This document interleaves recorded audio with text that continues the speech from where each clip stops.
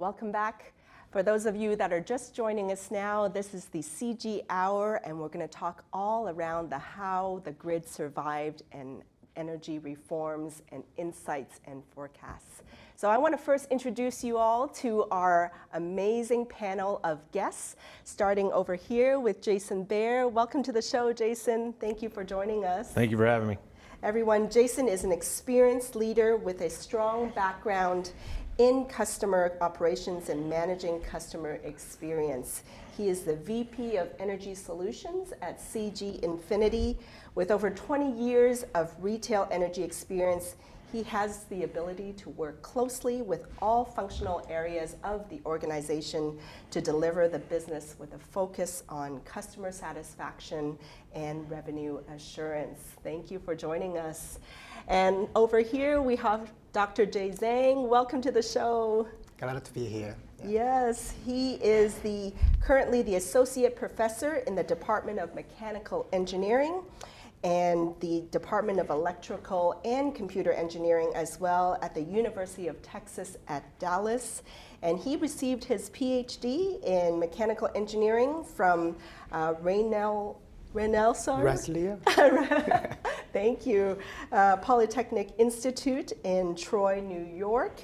And his research expertise and interests are power and energy systems, renewable integration, grid resilience, big data analytics, machine learning, complex engineering systems, and multidisciplinary design optimization. Lots of expertise here. This research has resulted in over 190 peer-reviewed journal and conference publications. So glad you can join us, Dr. Zhang. And then over here, we have Steve Berberick. Welcome to the show, Steve. Thank you, Fanny. It's a pleasure to be here. Yes. You are the former president and chief executive officer at the California Independent System Operator, ISO. He's navigated the ISO through a series of major initiatives, including the world's most expansive integration of renewable resources into the power grid. And his vision for reducing the grid's reliance on fossil fuels have catalyzed many significant programs, including the West Energy Imbalance Market, which welcomes several Western states into the ISO's bulk power markets. You currently provide consulting and advisory services to technology and energy infrastructure clients with over 35 years of experience in the utility, consulting, and banking, finance sectors. You also hold an undergraduate degree in finance and an MBA from University of Tulsa. So as you can see, we have huge expertise on our panel, so it's going to be an exciting and very thought-provoking and a huge learning opportunity, I think, for all of us here in the audience. So let's get started. As you saw from that video, there's a lot of energy changes across our state of Texas, and we also hope to learn from other states as well as California. Let's start with you, Jason. Can you give us kind of like a broad overview of how power is distributed in Texas, just for our general audience here? Yeah, it's not much different than others, but keep it in a really broad range. Power is generated from numerous resources, right? We have natural gas power plants, we have coal, we have solar, we have wind, even nuclear. That has to get to the end-use consumer, residents and businesses, and that's kind of transmitted and distributed through those utilities, and there's numerous lines to get that there, right? The facilitator of all that, specifically for the majority of Texas, is known as Electric Reliability Council of Texas, ERCOT, right? And they were formed many years ago, but when deregulation happened or retail choice happened, they were really supposed to help facilitate that competitive on the wholesale side, but also on the retail side for the areas that are open to choice.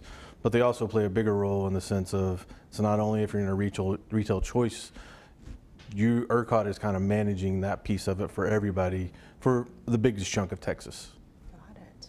And how does that differ from your experience in California? Is it done the same way in California or any differences? The major difference between Texas and California is that Texas has a full blown retail energy market, whereas California does not. on the wholesale level, where power producers and utilities buy and sell power, the markets are very, very similar. Interestingly enough, they're both single state grid operators. However, the major difference between California and Texas is California is connected throughout the West through transmission lines and through power sources, whereas Texas maintains its own grid. Yeah, and so, I mean, anytime we think of energy, we think of our bills and also a very significant event that happened in 2021, and that is the ice storm, right? Dr. J, I mean, it affected so many Texans, as we saw in the statistics of that video. What, in your opinion, were some of the major factors that contributed to it? Yeah, the winter storm has been studied for over a year now. There are different reports analyzing what happened, why that happened. So of course we experienced the historic low temperature, like single digits, even below 0 Fahrenheit, right? So sure. That's very, very rare. Yeah. So then we lost like 1/3 of our generation, like we lost about 15 gigawatt like natural gas, like a few gigawatt wind.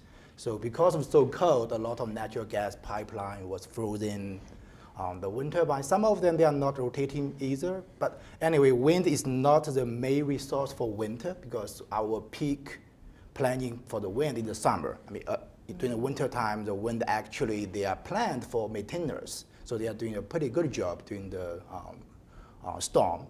So yeah, I mean, weatherization, that's one big factor. So since we are not forcing, and ERCOT also cannot force the utility to do weatherization. So yeah, that's caused this major event. I think we are learning things, trying to improve resiliency of our power grid. Hopefully we can avoid this kind of situation in the future. For sure, yeah, it caused so much impact to all of us. From your point of view, Jason, what were other factors, or in addition to that, that you think caused that cycle? Yeah, I think weatherization was a big part of it, right? I think looking back, I mean, I think this was the first time, at least as long as I've been around, that every county in the state of Texas was under some kind of winter weather something, right? Whether it was a warning, an advisory, watch. And so a little bit caught off guard, right? Mm-hmm. Now, we had an event 10 years prior that we kind of should have learned from a little bit. Obviously, it wasn't as bad. You mentioned the negative.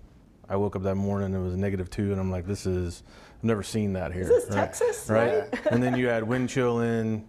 I mean, it's cold, right? So there's no doubt weatherization is, I think, part of it is because we had plenty of generation assets. They were not available, right? So because natural gas lines flowed, coal couldn't get to where it needed to go. Railroad lines were iced over. So there was numerous things that I think we need to prepare for the next one. But, you know, outside of that, there are probably some things that consumers could do, right? We need to learn how to use less. Sure. And, you know, through energy efficiency products, whatever. But outside of that, if we continue to depend on the grid to generate and meet the demand we're going to have for growth and all that, I think we're going to have some other challenges down the road. So you mentioned that mainly in the summer we can use the wind. So does that mean in the winter we're mainly using natural gas? It's a good question. I didn't look at that time. Yes. Mm-hmm. During the winter storm, for sure we were. But again, once some of those pipelines were frozen, that became an issue as well, right? I know that there was coal plants going. I think wind, for the most part, was non-eventful. Solar for sure was, right? Nuclear probably played its role, but it was only minimal, right? Yeah. So there's no doubt we were probably dependent on the natural gas power plants that were available at the time. What's your perspective, Steve, as we look back a year ago? What were some of these factors from your perspective that contributed to the problem? There was frankly, a complete breakdown in supply chain and the energy infrastructure because the outages, if you go back and look at the outages, there was a nuclear plant that was out. There were coal plants that were out. There were gas plants that were out, and the wind was not producing. Now, the wind probably would have produced, but the blades were frozen over. So I think, now, there's lots of wind in Iowa, as an example, and it operates in cold conditions. So it is possible to operate in cold conditions, but frankly, the infrastructure in Texas is designed for warm weather. So I think, as was noted earlier, there was an incident 10 years ago in Texas, and I think those lessons could have been applied better, and you may not have had the same level of issue. But this is an example of planning that needs to be done for, I'll use a bit of an industry term, both tails, extreme heat and extreme cold. You have to take care of both of those.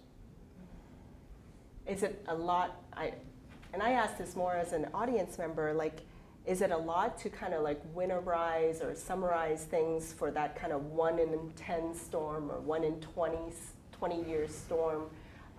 Is it worth the investment, or is it, like, what are the thoughts around that?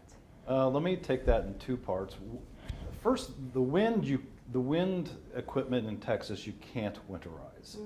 The wind equipment in the upper Midwest has internal heating and all kinds of technologies that were not put into the Texas wind. So that takes wind off. Now, the natural gas plants are readily winterizable, and I think those steps should and have been taken. Now, the gas plants are only as good as the gas pipeline. And I would assert that limited has been done to winterize the gas pipelines that go to those gas plants. So while the gas plants, I think, have been winterized, further supply chain winterization, I think, remains to be done. Got it. So, I see, I've lived in Texas for over 13 years now, and I'm very curious as to why up till maybe 2 years ago, everything seemed to be fine and normal, and there weren't these kind of issues.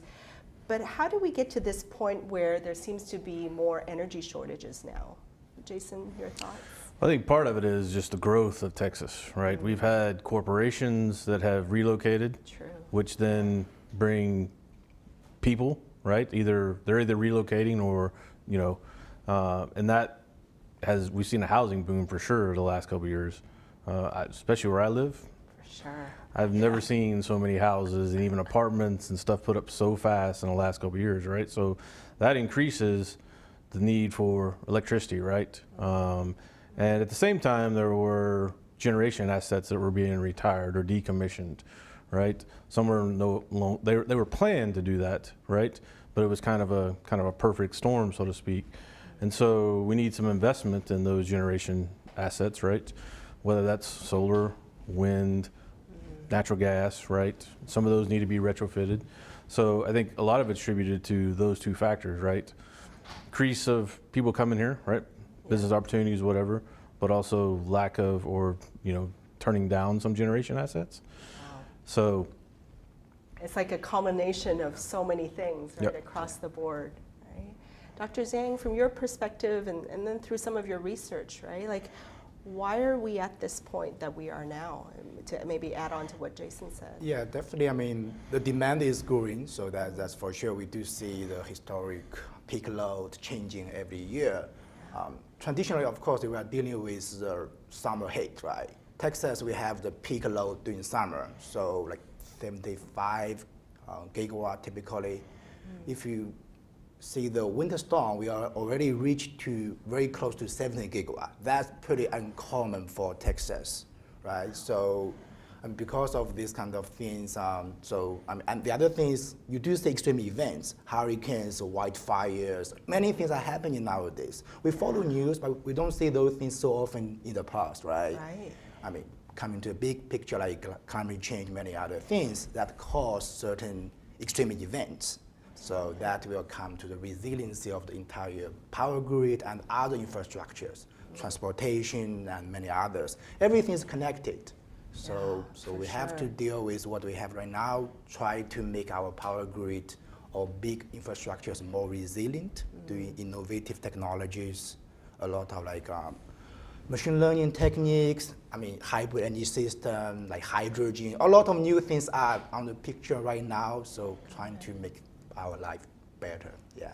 So we got population increases, retirement of systems, extreme weather, right? Steve, any other things that you're seeing that's contributing to this change in our power grid?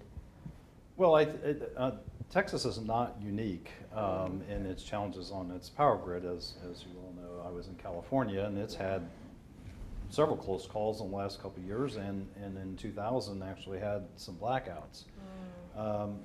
New England has its issues because of gas pipeline infrastructure limitations. So it's not, Texas is not unusual, but let's kind of peel it back and look at Texas by itself, because it is its own grid.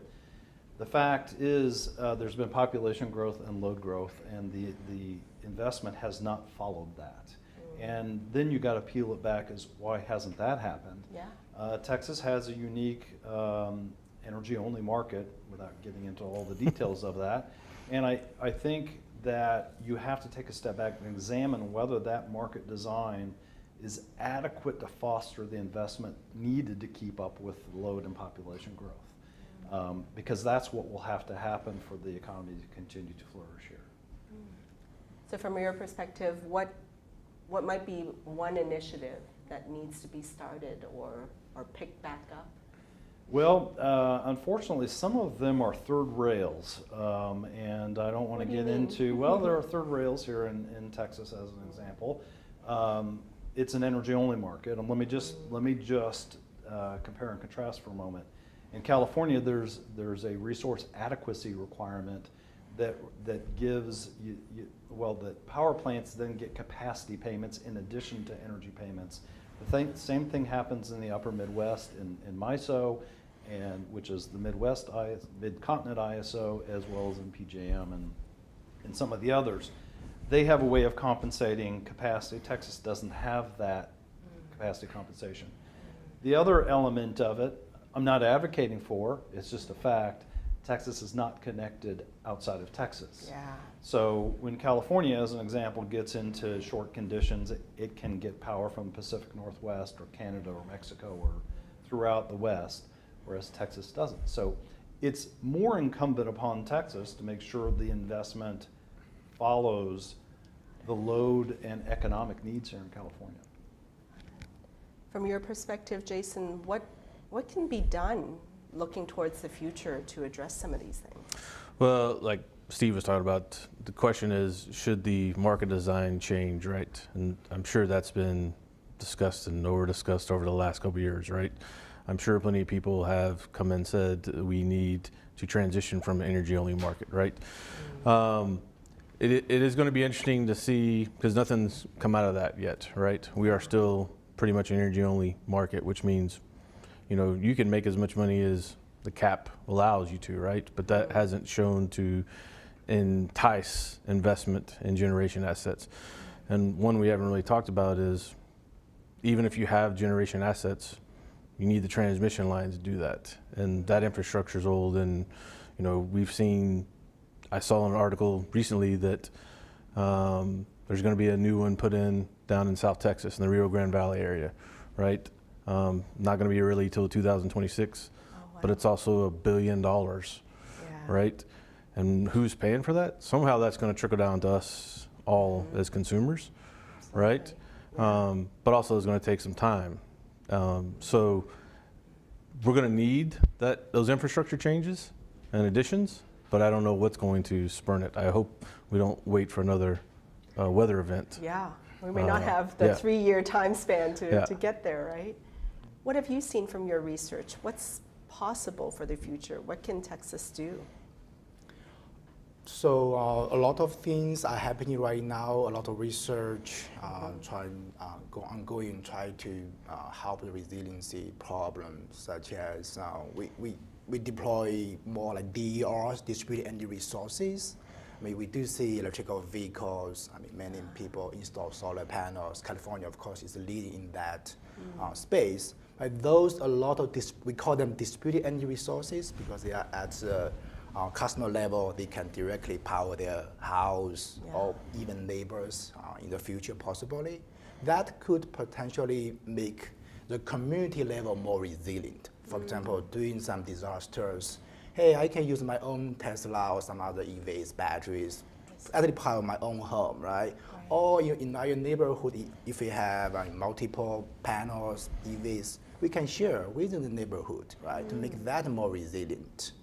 Almost like grassroots. Yeah. Of course, from the entire centralized level, I mean, ERCOT and others, they also think about new designs, like they do change the cap market price from 9,000 to 5,000 after the Uri storm.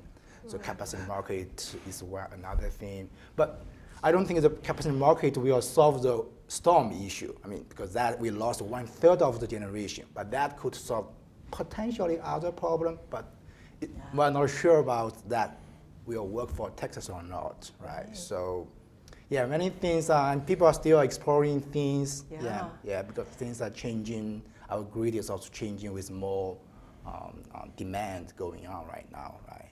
There's this, I almost feel like we need to like increase the sense of urgency, right? To get those things in place. And as we kind of continue to learn here, we wanted to share with you a video that we've prepared to kind of share with you the history of how we got here and kind of like a Texas Power Market 101 to share with the audience. So let's roll that right now. The Texas market is unique in two key ways. The first component is that it is the only state in the contiguous 48 with its own power grid.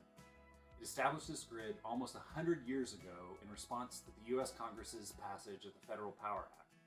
It regulated the transfer of electricity between states, and the Lone Star State did not want to have that regulation applied to it. So in 1935, Texas utilities companies got together and agreed they would ship no power outside of Texas's borders. That has insulated Texas from the regulations of the United States for the last 100 years. In 1970, Texas established ERCOT, the Electricity Reliability Council of Texas, to manage this grid. And in 1995, about 20 years later, it deregulated its traditional monopolies, as did many other states and many countries around the world. Texas passed Senate Bill 373, which created wholesale competition. And then 4 years later, it established Senate Bill 7, which created retail competition. It broke up its old monopolies and gave ERCOT a new responsibility, namely managing the commercial operations in Texas. Today, in Texas, as in 20 other states and most of the rest of the developed world, customers can shop for their electricity provider and choose among many different products. But Texas structured its market differently in one other key way. In other markets around the world, power generators are paid to keep a little extra capacity on the side in case of emergencies. This is something called a capacity charge. Everyone in those markets pays a little bit more for electricity to keep this reserve. Texas designed its market without these reserves, instead relying on competition to incent generators to build ahead of demand. But Winter Storm Uri was so costly that it challenged Texas' unique market design. And so today, in 2022, the Public Utility Commission of Texas is considering new restructuring proposals, including a capacity market like most other states, or more likely, something unique to Texas.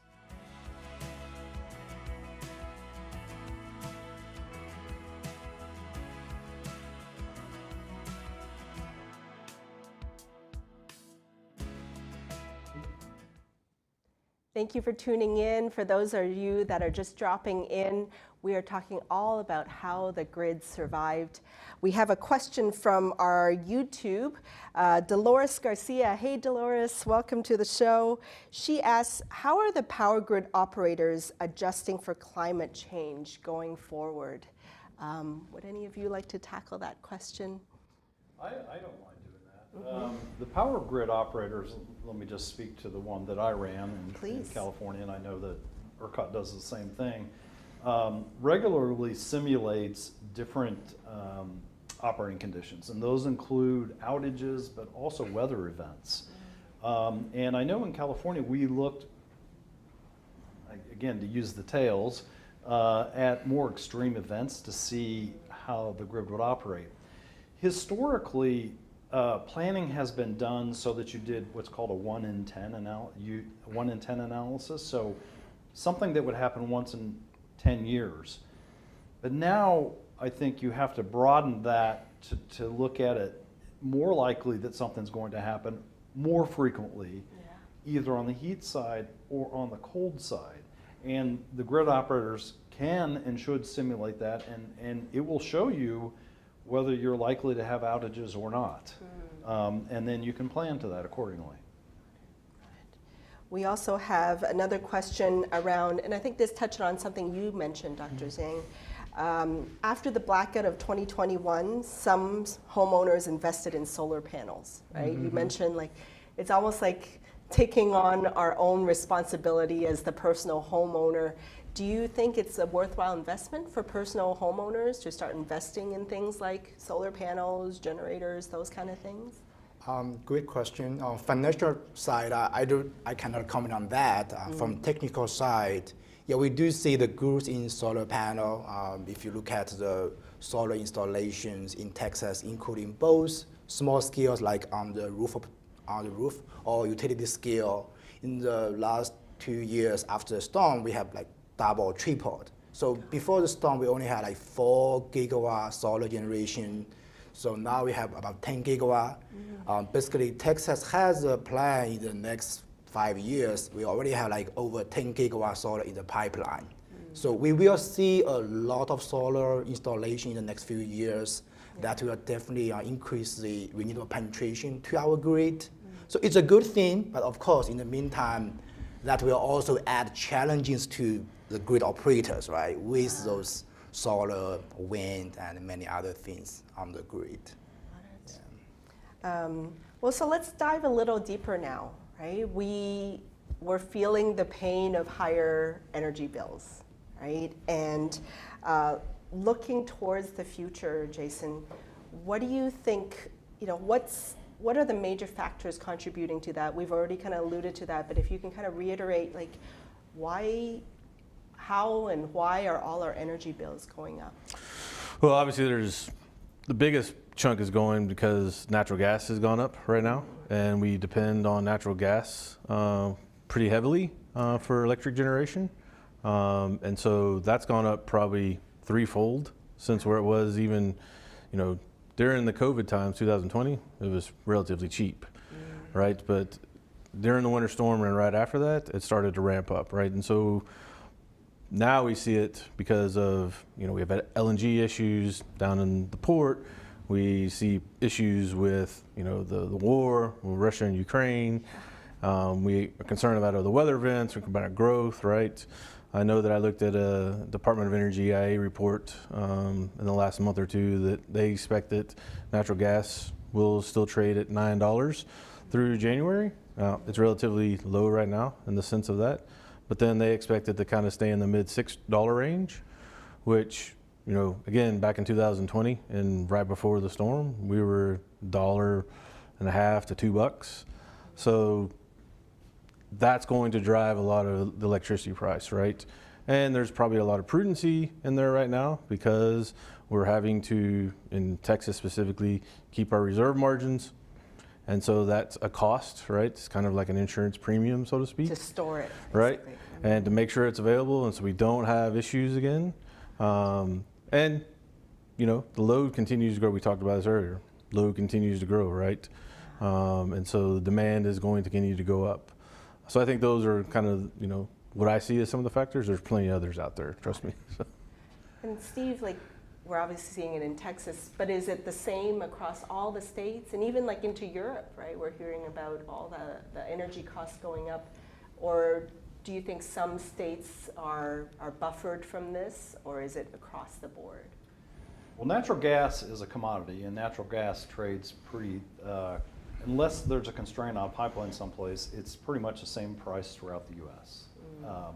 Now, in Europe, it's much higher than it is in the U.S. because there are no pipelines that go to Europe, obviously, and they have to get it on tankers through liquefied natural gas into ports and things like that. So, but that is also creating an upward pressure on the natural gas price here in the U.S. because some of it's now being shipped to Europe.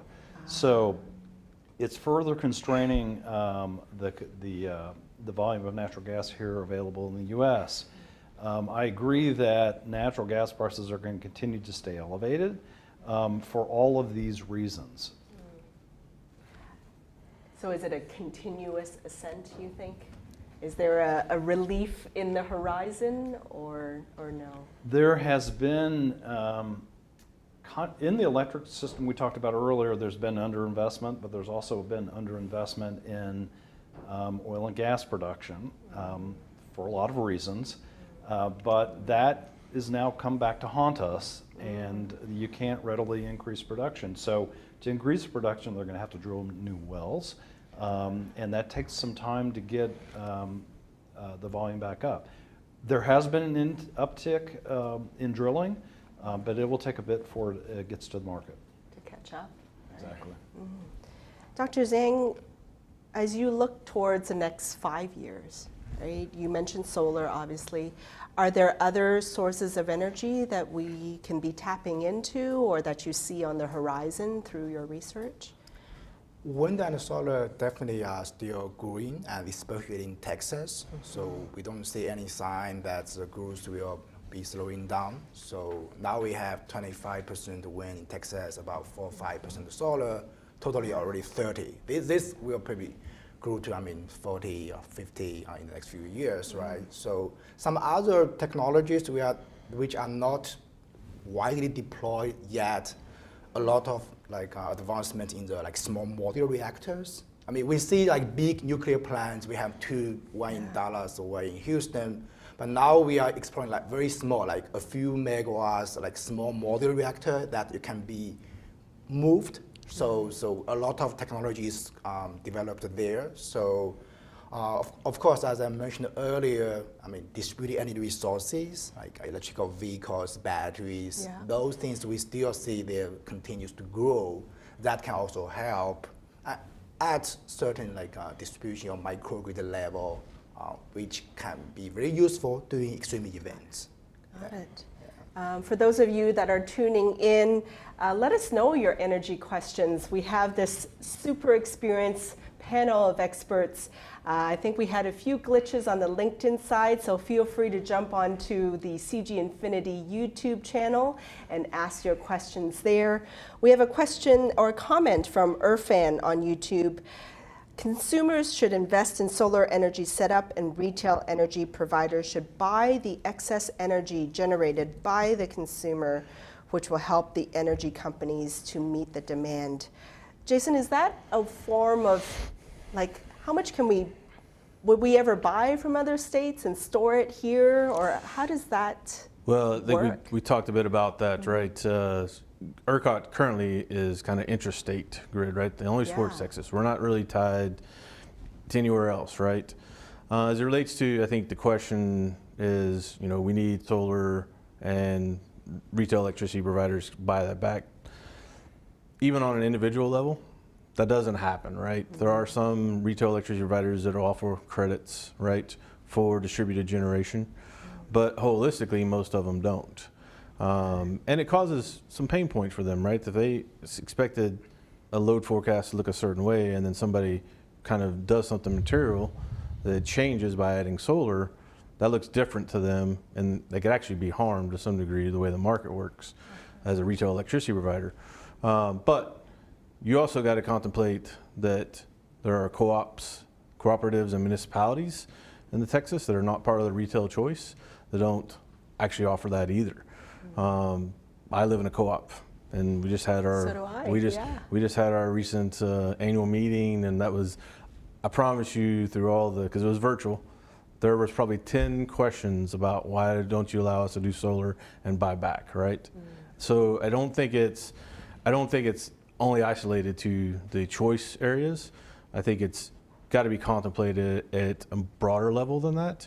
And I don't know that we're going to get there anytime soon without pressure from consumers or some legislative push, maybe. Got it. It's going to be a tough one, I think, for Texas.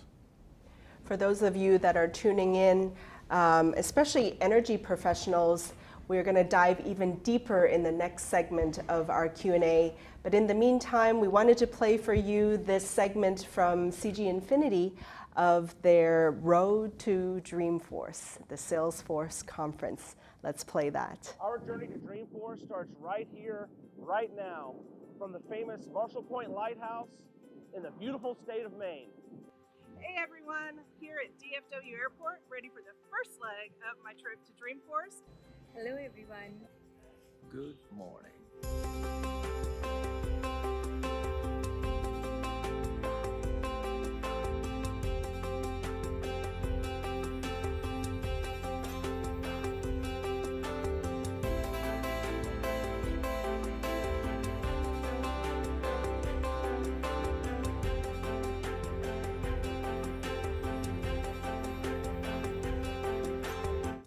This year, we won't be traveling alone. Several CG Infinity Salesforce consultants will embark on their own unique journey to Dreamforce.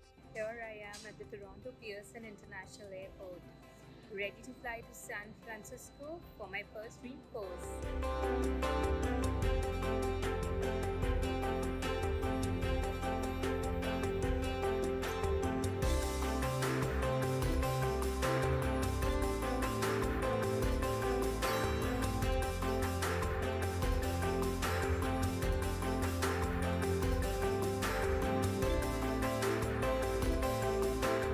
We could have just said, all right, let's see who gets there fastest, or let's see who comes up with, the catchiest, snazziest idea for a program where we can get it on social media.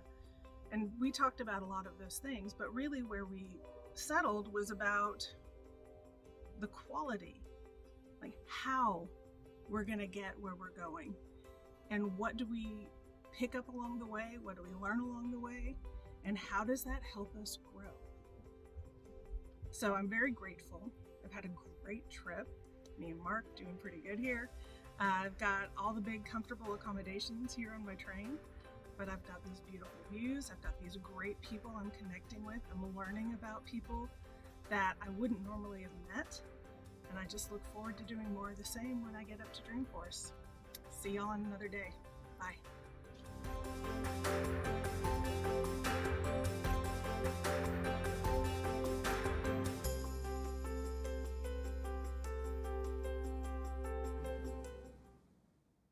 Hi everyone, thanks for tuning in. For those of you that are just dropping in, you're watching the CG Hour, talking about how the grid survived. We're getting great questions in the comments in YouTube here. Jim Smelly says, since Texas has reduced its peak price for energy from $9,000 to $5,000, won't that disincentivize the building of more generation capacity? What do you think, Steve? The short answer is yes. Again, Texas is an energy-only market, so for someone looking to do an investment to build a power plant, as an example, they will have to model what kind of prices they will get. And generally, people talk about a $5,000 or $9,000 per megawatt hour price. Those usually only happen a few hours a year. So if you're a power plant building $1 billion, or if you're a developer building a $1 billion power plant, you need to make sure you get plenty of those hours to do that. So if you're getting those same hours at $5,000 now versus $9,000 now, it's going to create a different economic signal for someone interested in investing in power plants in Texas. Got it. And Dr. Zhang, I wanted to ask you this question that we got from Mike Reeves in the audience. Because you talked about solar, you talked about wind. His question is, what's your opinion on nuclear power, and will that solve the supply issue? What are your thoughts around nuclear? So nuclear has pros and cons. I mean, of course, we read news, we hear news, what's nuclear about. Regarding the energy generation, with a lot of new development, as I mentioned earlier, so we are pushing those smaller module reactor or micro reactors, those as a smaller level. So of course, safety is still the most important factor, there's no doubt. So then going beyond, I mean, if we have this module reactor, micro reactor work pretty well, we can actually deploy them in many different locations, like refineries, which are energy-intensive industry. They still use a lot of heavy gas, oil things, right? And some other remote areas, we can also port for electrical ship charging in the future or electrical vehicle charging in the future. So we do see a lot of potential use of nuclear, especially for small or micro reactors. But so as far as I know, we are trying to get our first small modular reactor to be tested by end of this decade.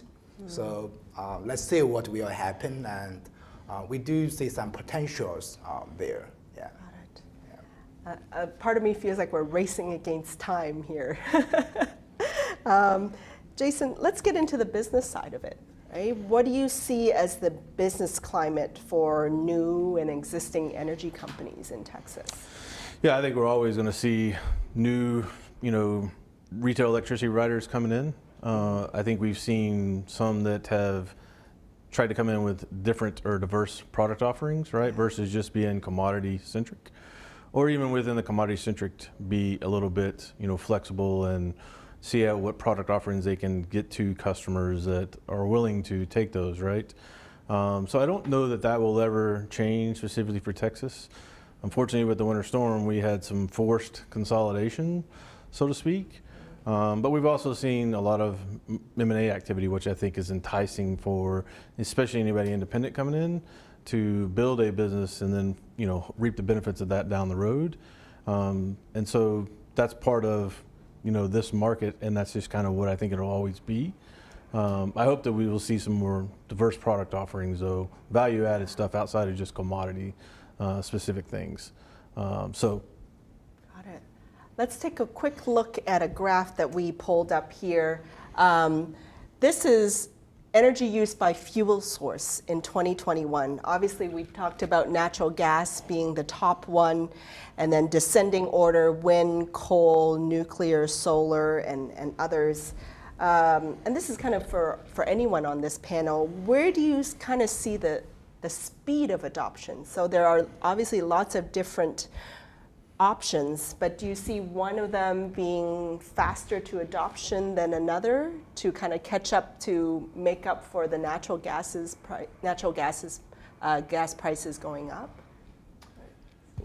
Well, I think in all of the above is always the best response on this, and let me take a step deeper into that. I'm not sure you're going to add a lot of coal to the system for lots of reasons, but building a natural gas plant is relatively easy compared to some of the others, and I think there can be more of those that will help with reliability. Won't necessarily bring down the price because, as we talked about, natural gas has gone up in price. The wind, we can add more wind to the system, but there are times when you examine it and the wind is not blowing, so you need to have something behind it. That's where the natural gas resources come in. And then I will say firsthand, I know this from California experience, solar at 5 or 6 o'clock at night, it goes away. And the air conditioning load doesn't. Right. So the same phenomena here happens in Texas. In fact, the air conditioning load continues all night long. You need to have something to be able to service that. So I think natural gas is going to play a big and if not bigger role going forward. But I think the investment should be across the board, though, because renewables, the good thing about renewables, they don't have a fuel cost. So the more you add them to the mix, the better your pricing is going to be. Got it. We have a question from the audience, Jonathan Goldstein. He asks, what can be done to incentivize exploration companies to leverage the land lease rights that they have not yet utilized, but that could contribute to our energy strategy 4 to 5 years from now? Would you like to tackle that? Yeah, sure. A lot of land probably they could be used for those renewable generation also, such for wind and solar. When you build large plants, we do have to lease the land. So in the meantime, you can also explore like a combination use, like you can do agriculture and solar together, make things happen, trying to increase the profits of the landowners or others, right? So I think that's probably something we should leverage. Got it.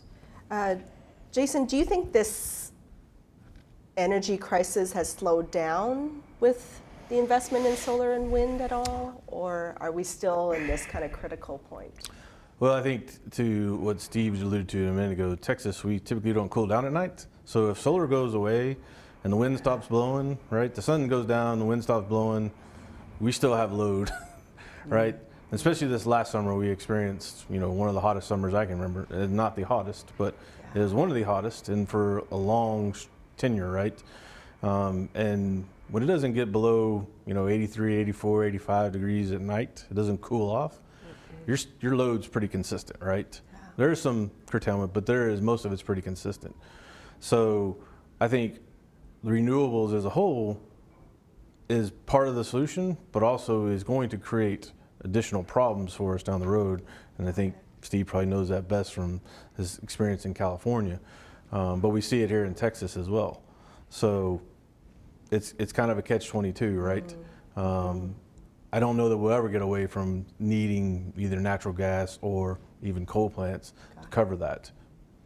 So as we look towards the future and moving towards that direction, how does government policy play into all this, right? There's things changing, and what do you see as maybe hope or optimistic things that we can look forward to through policy from governments? Well, I think policy and economics can play hand in hand. Certainly there are some macro policies to cut carbon, to add renewables to the system. There are also economics. We had talked about nuclear as an example just a few minutes ago. I'm not big on nuclear simply because of economics. Because if you think a nuclear power plant is expensive, it is, and generally ends up being 3 times what you expected it to be expensive at. So wind and solar is far less expensive than building a nuclear plant. And we saw this in California. There are technologies that are developing, storage as an example, that can be paired with renewables to help with the intermittency. And you can charge it during the day and use it at night. And so I'm optimistic about technologies that are coming, and I think there will be other fuels like hydrogen that could come into the mix as well. Dr. Zhang, when we talked before the show, you mentioned hydrogen as well. What are the developments that you're seeing around that? So we probably see the news on these hydrogen initiatives from different channels, right? So this infrastructure bill, actually, they invest a lot of things in energy, including hydrogen. So actually, we are doing this $7 billion investment to multiple hydrogen hub. So hydrogen have many good benefits. For example, we have the long-term storage together with the battery short-term storage. That could be some additional venues for wind and solar, as we said earlier. Right? Wind and solar, if we have more, we may have extra energy power to curtail something, right?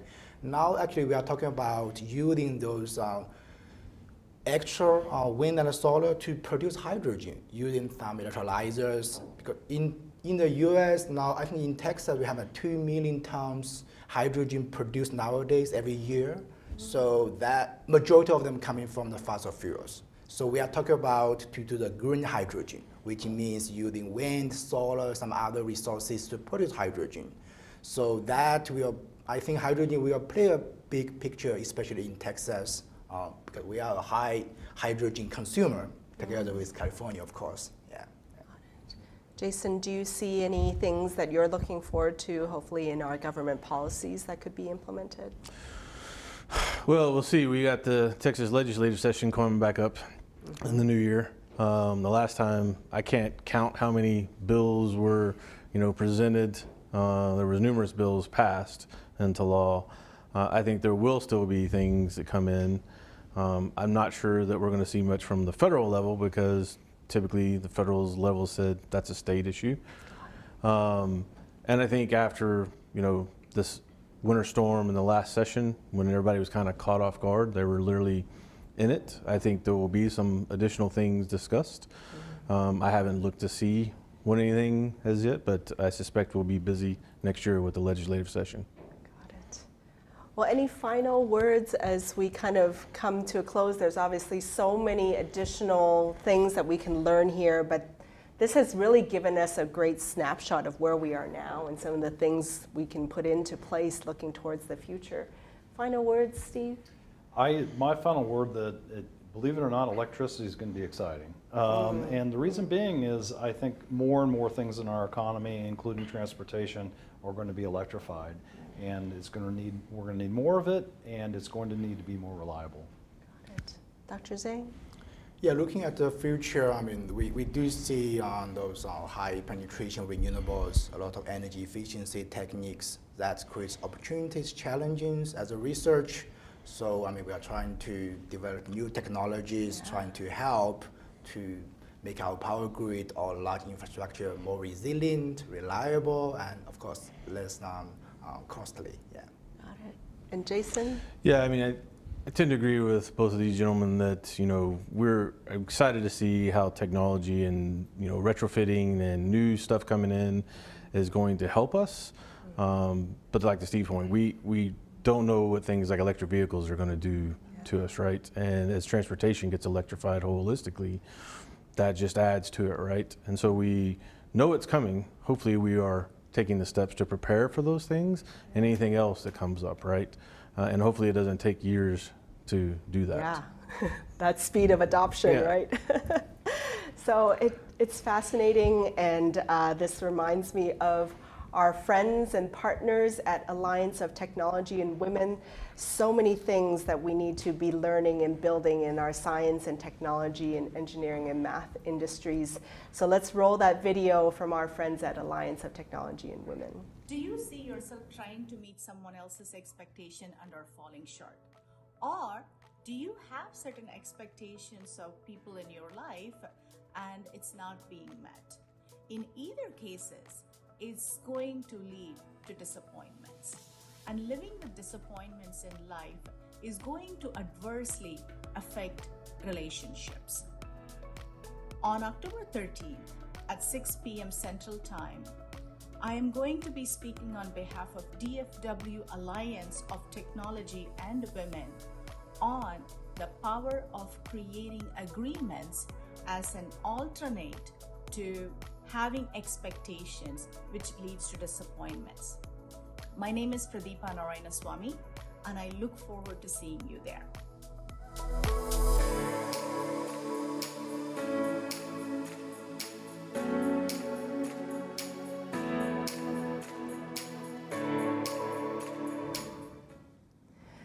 I still see tons of questions coming through here on our channels. So we were going to go through and kind of reply to them through comments, things like power storage, as well as other investments in forecasting. So I'm sorry, we will have to wrap up the hour, but we will follow up through the comments for those of you that are interested. And it is a fascinating topic that we have today. And let's take this discussion offline. Be sure to connect with all our guests here. Jason Baer with CG Infinity, Dr. Jay Zhang from the University of Texas in Dallas, as well as Steve Berberick with the consulting. Do you want to give a shout out to your consulting? No, I just keep myself busy. Let's just leave Advisor. it at that. There we go. And so be sure to connect with all of them, especially on LinkedIn. And I want to share with you our next month's topic. It is going to be all around the future of work. We've kind of settled out after the pandemic, though it's still around.